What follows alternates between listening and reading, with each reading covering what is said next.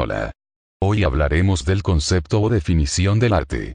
En general, mucha gente piensa en el arte como la producción de grandes obras maestras, y a menudo se toma como ejemplo paradigmático al arte del Renacimiento, con sus famosos artistas, Leonardo y Miguel Ángel. Por otro lado, el público no especializado, no entiende o rechaza a las obras modernas y postmodernas o contemporáneas, obras que son objetuales como los ready-made, o conceptuales, donde no hay casi materialidad.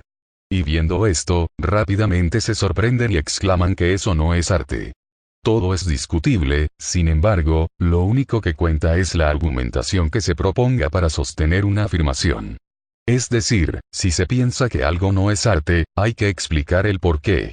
Con frecuencia se suele argumentar que algunas obras no deberían considerarse como tales porque no demuestran destreza técnica, que cualquiera podría hacerlas, dejando entrever que el arte no puede ser realizado por alguien no especializado.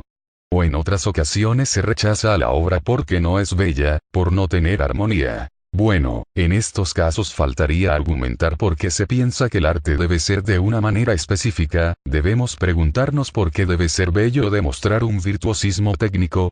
¿Acaso es una cuestión natural el hecho de que las obras deben ser bellas? ¿Lo demuestra la naturaleza?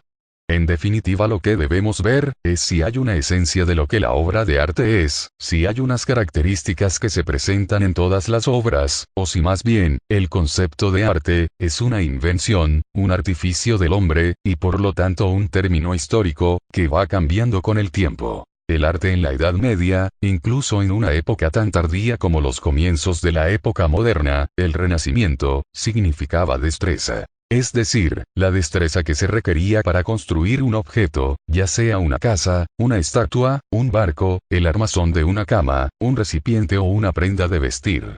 Sin embargo, era una destreza no solo para construir, sino también, por ejemplo, la destreza que se requería para comandar un ejército, para medir un campo, para dominar una audiencia. Todas estas destrezas se denominaron artes. El arte del arquitecto, del escultor, del alfarero, del sastre, del estratega, del geómetra, del retórico. La destreza se basa en el conocimiento de unas reglas, y por tanto no existía ningún tipo de arte sin reglas, sin preceptos. El arte del arquitecto tiene sus reglas, diferentes de las del escultor, del alfarero, del geómetra, y del general. De este modo, el concepto de regla se incorporó al concepto de arte, a su definición. Algo que fuera sencillamente producto de la inspiración o de la fantasía, no se trataba de arte, para los antiguos se trataba de su antítesis. En siglos anteriores, los griegos habían pensado que la poesía se originaba por medio de la inspiración de las musas y por lo tanto no era considerado un arte. Arte y artesanía. Aquello que vinculaba las bellas artes con las artesanías impresionó más a los antiguos y a los escolásticos que lo que las separaba. Nunca dividieron las artes en bellas artes y artesanías. En su lugar, las dividieron según su práctica requiriese solo un esfuerzo mental, o físico. A las artes de tipo mental las denominaron liberales, o liberal, es decir, liberadas, y a las segundas, vulgares, o comunes. La Edad Media denominó las de esfuerzo físico como artes mecánicas. Estas dos clases de artes no se encontraban separadas simplemente, sino que se valoraban de forma muy diferente. Se pensaba que las artes liberales eran muy superiores a las comunes, las artes mecánicas.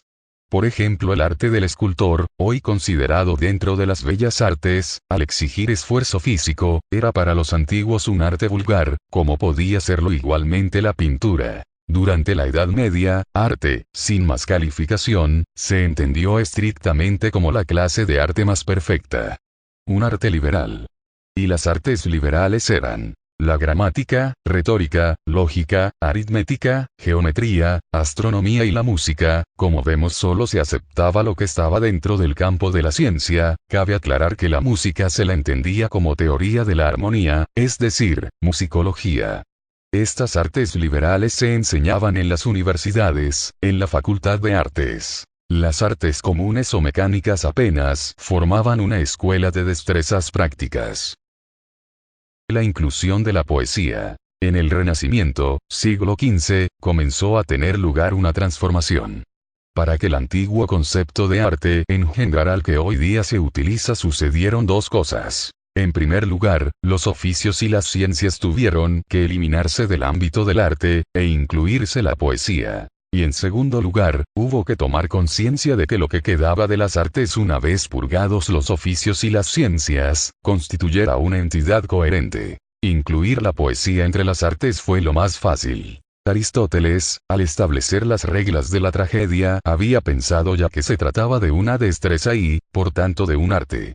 Durante la Edad Media, por supuesto, esto había pasado inadvertido, pero cuando a mediados del siglo XVI se publicó la Poética de Aristóteles, traducida en Italia, dejó de ponerse en duda la inclusión de la poesía entre las artes. Separación de artes y oficios. La separación de las bellas artes de los oficios, la facilitó la situación social, a causa del impulso que sentían los artistas por la belleza. En el Renacimiento, lo bello, comenzó a valorarse más y a jugar un rol en la vida que no había tenido desde los tiempos antiguos. Sus productores, pintores, escultores, arquitectos, se valoraron más, se pensaban superiores a los artesanos y querían que se les dejase de identificar con las artesanías.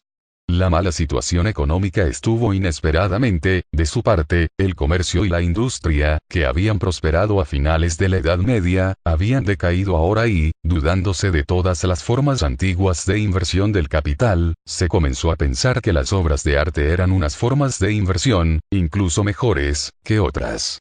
Esto mejoró el estado financiero y la situación social de los artistas, y a su vez aumentó sus ambiciones. Querían distinguirse, separarse de los artesanos, que se les considerara como los representantes de las artes liberales.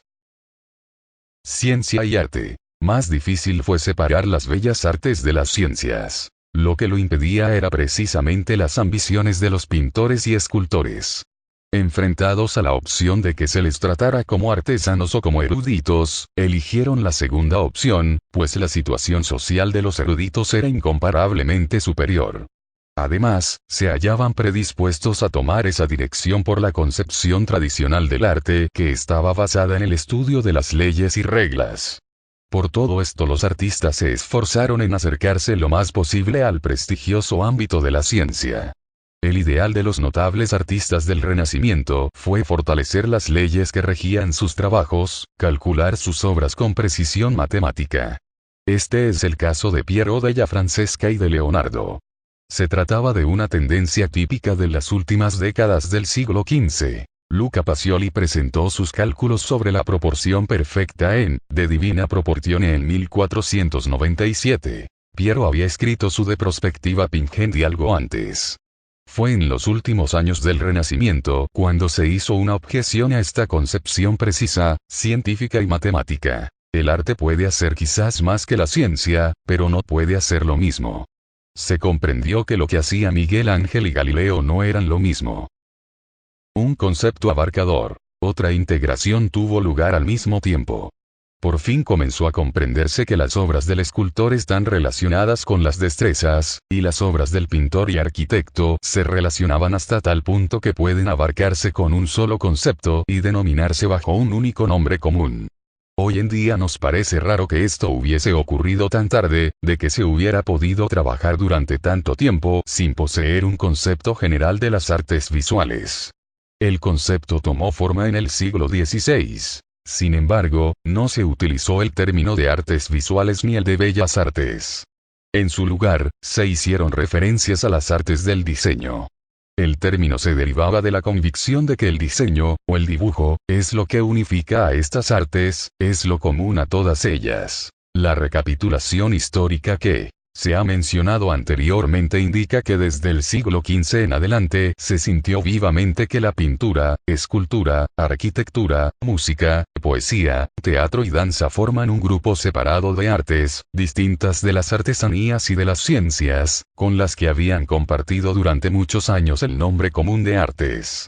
Sin embargo, no se tenía claro qué era exactamente lo que unificaba a este grupo, y qué nombre requerían por lo tanto. Se preguntaban qué denominación era la correcta. Ingeniosas, musicales, nobles, memoriales, pictóricas o poéticas. Incluso en una fecha tan tardía como es 1744, Giambattista Vico sugirió el nombre de artes agradables, y en ese mismo año, James Harris propuso el de artes elegantes. 3 años más tarde, en 1747, Charles Bateaux las denominó bellas artes. El término apareció dando título a su obra, que fue ampliamente leída y fue bien recibido. Con él se estableció un concepto. El término bellas artes se incorporó al habla de los eruditos del siglo XVIII y siguió manteniéndose en el siglo siguiente. Se trataba de un término que tenía un campo bastante claro. Bateaux presentó una lista en la que incluía 5 de las bellas artes: pintura, escultura, música, poesía y danza, añadiendo 2 más que estaban relacionadas: la arquitectura y la elocuencia. Esta clasificación se aceptó a nivel universal, estableciéndose no solo el concepto de las bellas artes, sino también el de su clasificación, el sistema de las bellas artes, que después de añadir la arquitectura y la elocuencia formaron un número de 7. El concepto de las bellas artes y su sistema nos parecen simples y naturales, pero solo el historiador sabe el tiempo que tomó y el esfuerzo que hubo que hacer para lograr que se estableciera. El argumento de la teoría. La teoría de las bellas artes que Bateaux presentó se reducía a afirmar que la característica común a todas ellas es, que imitan la realidad. Bateaux fue el primero que consideró que todas las bellas artes eran miméticas, es decir, basó su teoría general en la mimesis, la imitación de la realidad. La teoría no parece ser correcta. No obstante, gozó de gran popularidad. Se trataba de la primera teoría general del arte que se hacía para realizar una nueva comprensión de las artes. Mucho antes, Aristóteles había escrito en La Poética, y decía que lo que es cierto en política puede no serlo en poesía, y que lo que puede ser cierto en arte puede no ser posible en la realidad. Sin embargo, solo a finales del siglo XVIII se expresó el siguiente aforismo: el arte es aquello que se da a sí mismo su propia regla. Así pensaba Friedrich Schiller. Sin embargo, esta idea que hacía referencia a la autonomía del arte no obtuvo la aceptación que tuvo la idea de Bateaux. La historia del concepto en Europa ha durado así 25 siglos y se divide a grosso modo en 2 períodos, afirmando cada uno un concepto de arte diferente. El primer período, el del concepto, duró mucho tiempo, abarcando desde el siglo V a.C. al XVI después de Cristo. A través de estos largos siglos, el arte se construyó como una producción sujeta a reglas. Ese fue el primer concepto que se elaboró. De los años 1500 a 1750 fueron años de transición. Finalmente, alrededor de 1750, el concepto antiguo cedió su lugar al moderno. Ahora arte significaba producir belleza. Este último concepto tuvo una aceptación tan universal como había tenido el antiguo. Su ámbito era ahora mayor, e incluía las 7 artes que Bateaux había nombrado en su clasificación. Durante siglo y medio, más o menos, el concepto parecía ser el adecuado, hasta que por fin surgió un cambio. Este resultó en parte de analizar más profundamente el concepto.